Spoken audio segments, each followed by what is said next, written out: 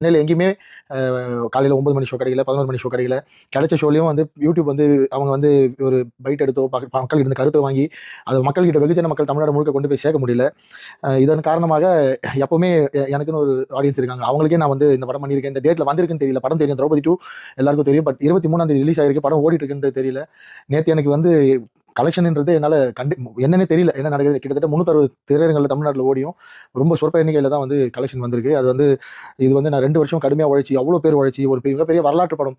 இந்த படம் வந்து இந்த மாதிரியான ஒரு சூழலுக்கு போக வேண்டிய தகுதி உள்ள படமே இல்லை. இது மற்ற டேரக்டரோ மற்ற ப்ரொடியூசரோ வந்து இதை வந்து தாண்டி போயிடுவாங்க. பட் என்ன மாதிரி எந்த பின்புலமே இல்லாமல் சினிமாவில் ஒருத்தர் கூட எனக்காக ஒரு ட்வீட், இந்த படம் நல்லா இருக்கு, இந்த படம் பாருங்கன்னு சப்போர்ட் பண்ணி ஒரு டேரக்டரோ ஒரு ப்ரொடியூசரோ ஒரு நடிகரை கூட பக்கத்தில் நின்று அந்த மாதிரி ஆளே இல்லாமல் நான் தனியாக போராடி வந்திருக்கேன். உங்களை மட்டுமே நம்பி, மக்களை மட்டுமே நம்பி திரும்ப உங்ககிட்ட தான் வந்து நிற்கிறேன்.